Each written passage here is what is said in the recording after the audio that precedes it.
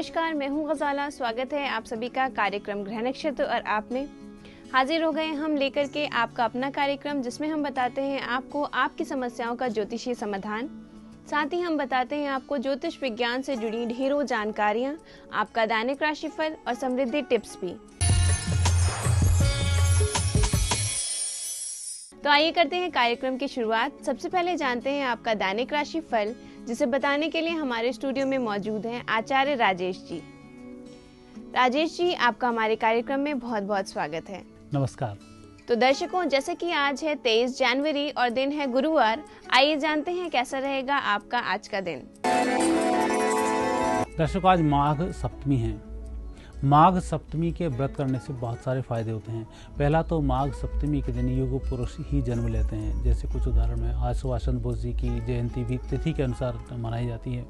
विवेकानंद जयंती भी आज तिथि के अनुसार होती है। रामानंद जी की जयंती भी आ जाती है। उस प्रकार से कई युग पुरुष, कई महापुरुष हैं जो इस तिथि और इस माघ में पैदा हुए हैं। और आज के दिन का व्रत वह महिलाएं करें जिनके की संतान होने वाली है, तो निश्चित रूप से आपकी संतान यशस्वी होंगी। इस समय में जो भी व्रत किया जाता है उसका पूरा पुण्य आने वाली संतान को प्राप्त हो जाता है। आचार्य जी, हमारे स्टूडियो में आने के लिए, साथ ही हमारे दर्शकों को उनका दैनिक राशिफल और साथ ही समृद्धि टिप्स बताने के लिए आपका बहुत बहुत धन्यवाद। धन्यवाद। तो दर्शकों, आपका दैनिक राशिफल जानने के बाद वक्त हो गया है एक छोटे से ब्रेक का। ब्रेक के उस पर जानेंगे हम आपकी समस्याओं का ज्योतिषीय समाधान। तो कहीं जाइएगा मत, बने रहिए हमारे साथ, देखते रहिए कार्यक्रम ग्रह नक्षत्र और आप।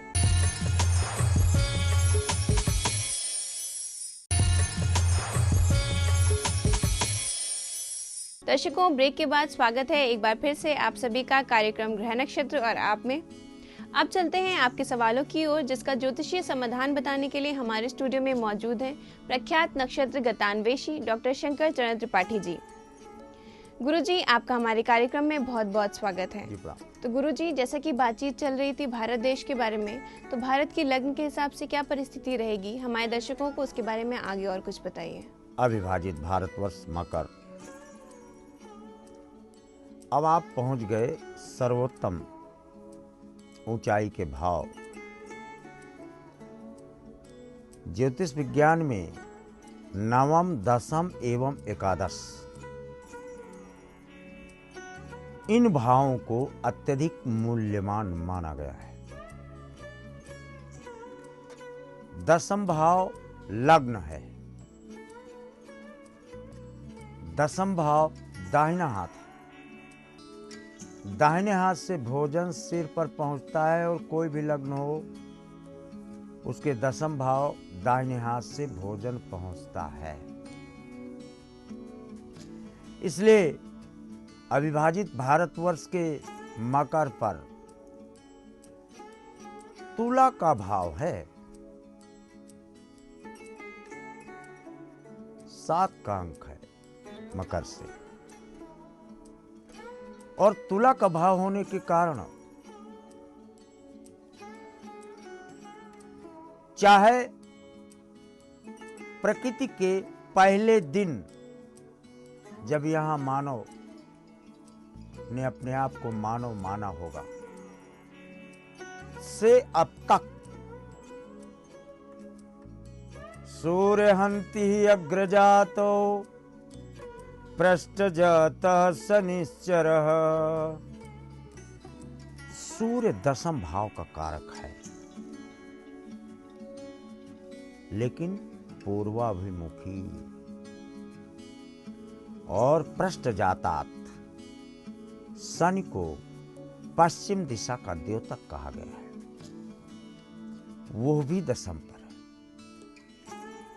इन्हीं दो सभ्यताओं का सम्मिश्रण Confederation of all the countries and union of two civilizations। 7 का एलन लियो ने तो यहां तक कहा है तुला को कि being the lagna of whole universe, common to Saturn and Venus, ये दो चीजें सब कोई जानता है कि शुक्र है, शनि है और उसका, लेकिन ये जानते हैं शुक्र माने अमृत।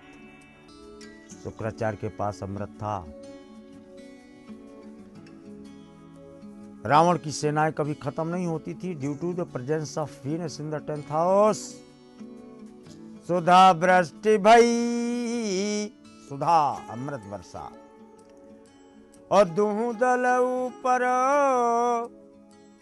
और जिए वह भालू कपि नहीं रजनी चर।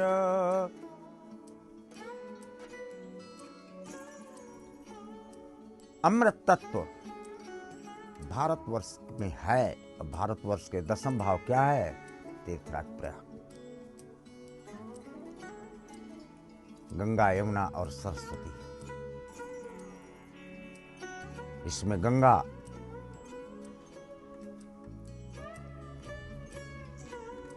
स्वयं अपने आप में चंद्रमा का प्रतीक है, शुभ्र दूध की तरह, और यमुना अपने आप में शनि का प्रतीक है।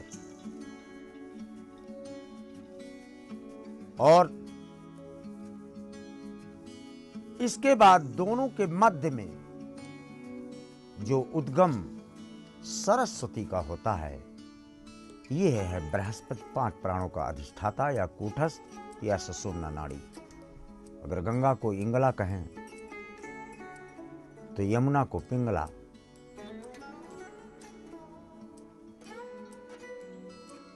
चंद्रमा, शनि, शुक्र, बृहस्पति, ये 4 चीजें 10th भाव पर स्वयं भारतवर्ष में आकर्षित हो जाती हैं। इसलिए भारत पर जितने भी ऋषि और मनीषी रहे, उन्होंने इस जमीन पर, भारतवर्ष के तट के आसपास, भारत की भूमि पर भ्रमण करने के उपरांत इतना ज्यादा अपनी ऊंचाइयां बुलंद की कि मृत्युलोक की सफलताओं का अतिक्रमण करते हुए ब्रह्मांड भेदन, आयनोस्फीयर का भेदन, ब्रह्मांड में विचरण, ब्रह्मांड की ऊर्जा को धरती पर लाना, ब्रह्मांड से बिजली प्राप्त करना। अभी तक हमें यह प्राप्त नहीं है कि ये जो चमकने वाली बिजली है आकाशमंडल पर, हमारे वैज्ञानिक लगे हुए हैं पूरे विश्व में। अब विज्ञानातरे विजानियात, ये 4th श्रेणी के भक्त होते हैं जो विज्ञान की खोज में रहते हैं। इन्हें वैसी ही मति प्राप्त हो जाती है प्रकृति से कि वो उसी में तल्लीन हो जाते हैं और उसको निकालते हैं। आकाशमंडल पर चमकने वाली जो बिजली होती है, ये केतु है।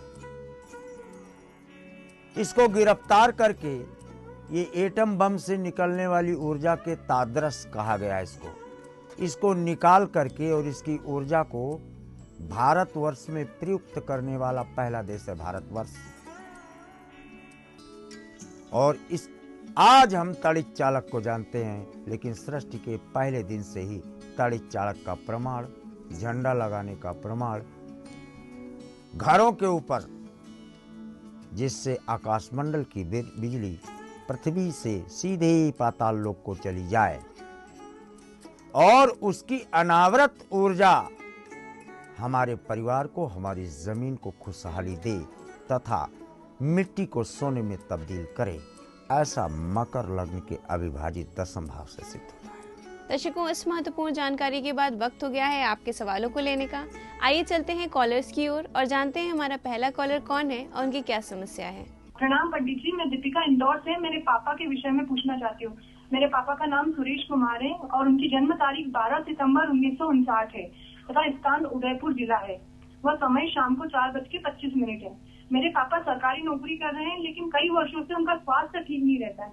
लगभग सन 1981 से उनका स्वास्थ्य ठीक नहीं रहता है, तो कृपया कर स्वस्थ रहने के लिए कोई ज्योतिषी उपाय बताएं और साथ ही आने वाला समय कैसा रहेगा ये भी बताएं। तो हमारे आज के कार्यक्रम की पहली कॉलर है दीपिका जी, जिन्होंने कॉल किया है इंदौर मध्य प्रदेश से। गुरुजी, इनका कहना है कि इनके पिताजी का स्वास्थ्य अक्सर खराब रहता है, कृपया उन्हें कोई उपाय बताइए। शनि और चंद्रमा से इनके शरीर में केमिकल रासायनिक युग्मक बनने के कारण नाइट्रोजन की कमी हो गई।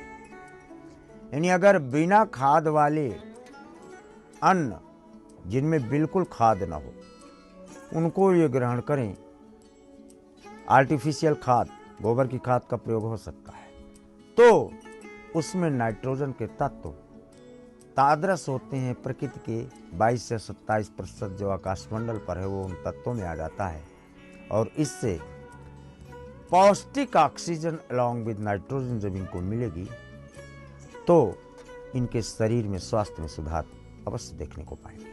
दीपिका जी, आपके पिता से जुड़ा हुआ जो सवाल था उसका जवाब आपको अवश्य मिल गया होगा। आइए चलते हैं हमारे अगले कॉलर की ओर और जानते हैं उनकी क्या समस्या है। मैं ओम प्रकाश जयराम से बोल रहा हूँ। मेरी डेट ऑफ बर्थ 29 सितंबर 1982, टाइमिंग सुबह मॉर्निंग 4 बजे है। श्रीमान जी भविष्य में कैसा रहेगा आप मार्गदर्शन करें। तो हमारे अगले कॉलर हैं ओम प्रकाश जी, जिन्होंने कॉल किया है देहरादून उत्तराखंड से। गुरुजी ये जानना चाहते हैं कि इनका करियर कैसा रहेगा, कृपया इन्हें बताइए। सिंह मकर धनिष्ठा, भविष्य होता नहीं ज्योतिष विज्ञान में। छठे दिन ब्रह्मा, हानि लाभ जीवन मरण, यश अपयश विधिहात।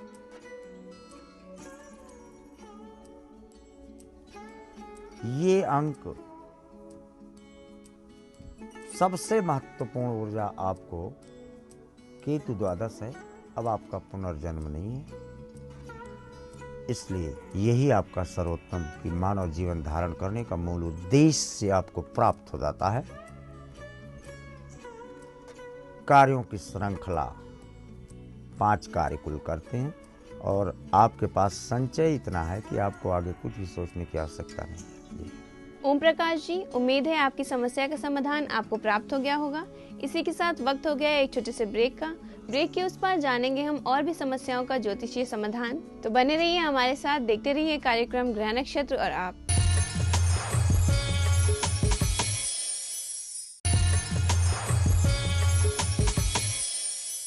स्वागत है एक बार फिर से आप सभी का कार्यक्रम ग्रह नक्षत्र और आप में। आइए और आगे बढ़ाते हैं अपने सवालों के सिलसिले को और जानते हैं हमारे अगले कॉलर कौन है और उनकी क्या समस्या है। मैं राकेश कुमार बोल रहा हूँ शिमला से। मेरी बिटिया जो श्रेया सा है उसका जन्म है 29 जुलाई 1986, 1:54 रात में दरभंगा बिहार में। उसकी शादी में काफी विलम्ब हो रहा है, उसके बारे में मार्गदर्शन करें, कहाँ होगी शादी और कब तक होगी। तो हमारे अगले कॉलर है राकेश जी, जिन्होंने कॉल किया है शिमला हिमाचल प्रदेश से। गुरुजी, इनका कहना है कि इनकी पुत्री के विवाह में काफी विलम्ब हो रहा है, उसका विवाह कब तक होने का योग है, कृपया इन्हें बताइए। वृष मेष भरणी 28 वर्ष 11 मार्च 6 दिन की अवस्था में इनके विवाह का क्रमांक मिलता है 86 बार ने 28 जोड़ दो। इन्हीं जून के पहले इनके विवाह का क्रमांक हर कीमत पर फाइनल होता है। भली शादी आप 4 महीने बाद मनावें। राकेश जी, उम्मीद है आपकी पुत्री का विवाह होने का योग कब तक है ये आपको मालूम चल गया होगा। आइए चलते हैं हमारे अगले कॉलर की ओर और जानते हैं उनकी क्या समस्या है। मैं प्रीति जयपुर से। मेरी जन्म तिथि 12 सितंबर 1977 है। सुबह 6:30 बजे का जन्म है मेरा और जन्म स्थान जयपुर है। मैं मेरे वैवाहिक जीवन से संबंधित प्रश्न पूछना चाहती हूँ। अभी वर्तमान में मेरे और मेरे हस्बैंड के बीच में बहुत ज्यादा मिसअंडरस्टैंडिंग चल रही है, जिसके चलते उन्होंने कोर्ट का रास्ता भी अपना लिया है। जो समस्या चल रही है इसके लिए उपाय जानना चाहती हूँ और वापस अपने इन्हीं पति के साथ अपना वैवाहिक जीवन सुखपूर्ण बिताना चाहती हूँ। हमारी अगली कॉलर है प्रीति जी, जिन्होंने कॉल किया है जयपुर राजस्थान से। गुरुजी, इनका कहना है कि इनके वैवाहिक जीवन में काफी समस्याएं आ रही हैं, कृपया इन्हें कोई उपाय बताइए। मगा है आप, खेल वहाँ नहीं है। खेल पति पत्नी में नहीं होता, अन्यथा ज्योतिष विज्ञान की रचना न होती। जिसको पति समझ रहे हो या जो पत्नी समझ रहे हैं, धृतराष्ट्र दादा था भीम का और गले मिलने के लिए बुला रहा था और कृष्ण साथ में चल रहे थे और पा जाता अंधा धृतराष्ट्र भारत का प्राइम मिनिस्टर तो चूर्ण कर देता भीम को उसी वक्त। लेकिन सहदेव ज्योतिष विज्ञान का प्रणेता अश्विनी कुमार वहां मौजूद था और उसने भीम को ढकेलकर लोहे का जो डमी खड़ा था उसको आगे कर दिया और धृतराष्ट्र ने उस फौलाद के डमी को चूर्ण चूर्ण कर डाला, जबकि बुला रहा था गले मिलने के लिए। ये भाव है। इस समय भाव दूषित अवस्था को प्राप्त है। 4 वर्ष नहीं, ये कहो शादी के 4 वर्ष आपके ठीक ठाक रहे, बाकी घसीट रहे हो। उल्टा बोल रहे हो। मघा नक्षत्र है, जा दिन जन्म भयो मलिखे को धरती धसी अढ़ाई हाथ। बहुत तेज हो आप। मघा के क्षेत्र चले जाओ, मैहर चले जाओ, दर्शन करके लौट के आओगे, यही पति सारे मुकदमे वापस लेके ससम्मान आपके साथ जीवन यापन करेंगे। प्रीति जी, आपके वैवाहिक जीवन के समक्ष जो समस्या थी उसका समाधान आपको अवश्य प्राप्त हो गया होगा। आइए चलते हैं हमारे अगले कॉलर की ओर और देखते हैं उनकी क्या समस्या है। मैं हिमांशु बात कर रहा हूँ। मेरी जन्म तिथि 19 मार्च सन 1990, टाइम दोपहर के 2:42, जन्म स्थान बिजनौर यूपी। और मेरा सवाल है कि मैं 2012 में बीटेक पास आउट किया हूँ इलेक्ट्रिकल एंड इलेक्ट्रॉनिक इंजीनियरिंग से, और मेरा अभी तक कहीं सही जॉब में सिलेक्शन नहीं हो पाया, सही कंपनी में सिलेक्शन नहीं हो पाया। कब तक सिलेक्शन होने के चांसेस हैं, प्लीज बताने की जरूरत है। तो हमारे अगले कॉलर हैं हिमांशु जी, जिन्होंने कॉल किया है बिजनौर उत्तर प्रदेश से। गुरुजी, इनका कहना है कि इन्होंने बीटेक किया है परंतु अभी तक कोई नौकरी नहीं मिली है, इन्हें कोई उपाय बताइए। कर्क धनमूल भाई हिमांशु, ऐसा मत बोलो। एक जगह 17,000, एक जगह 22,000, एक जगह 24,000, ये आपको ऑफर मिला है। आपने फ़ोन तक नहीं उनका रिसीव करना बंद कर दिया। ये हमारी इतनी छोटी नौकरी नहीं करेंगे। यह रिफ्यूज टू। आपको 50, 52, 60, 70 के नीचे आप चाहते नहीं। मूल नक्षत्र है आपका। सवा पाव काले तिल जाओ किसी भैरव मंदिर को दे आओ, बस शनिवार को। ओके, फिर देखो जिधर फेंकोगे वहीं से लौट के आएगा। हिमांशु जी की समस्या का समाधान जानने के बाद आइए चलते हैं आज के कार्यक्रम के आखिरी कॉलर की ओर और जानते हैं उनकी क्या समस्या है। मेरा नाम सुरेश उपाध्याय है, मैं दिल्ली से बोल रहा हूँ। मेरा डेट ऑफ बर्थ है 17 जून 1968, जन्म है अल्मोड़ा उत्तराखंड का, और मेरा प्रश्न है कि मेरे दिल्ली में मेरा मकान कब तक होगा। तो हमारे आज के कार्यक्रम के आखिरी कॉलर हैं सुरेश जी, जिन्होंने कॉल किया है दिल्ली से। गुरुजी, ये जानना चाहते हैं कि इनका अपना मकान बनने का योग कब तक है, कृपया इन्हें बताइए। कन्या कुंभ पूर्व भाद्रपद, यस, मंगल। पैतृक जमीन आपकी पहले पड़ी है, उसकी तो देख रेख किए नहीं, परित्यक्त पड़ा है। उसको उसकी बृहस्पति की ऊर्जा, उसी के कारण द्वादश हुई है आपकी। बना बनाया ही मकान दिल्ली में आपको प्राप्त होता है। प्लाट 3 बार लिए। रामनवमी जो आ रही है इसके आसपास भूमि पूजन करो, लेकिन पैतृक मकान पर बृहस्पति जागृत करने के उपरांत। तो सुरेश जी, आपकी समस्या का समाधान आपको प्राप्त हो गया होगा। गुरुजी, हमारे कार्यक्रम में आने के लिए, साथ ही हमारे दर्शकों को उनकी समस्याओं का ज्योतिषीय समाधान बताने के लिए आपका बहुत बहुत धन्यवाद। तो हमें दीजिए इजाजत, कल फिर हाजिर होंगे हम इसी समय इसी चैनल पे। तब तक के लिए नमस्कार।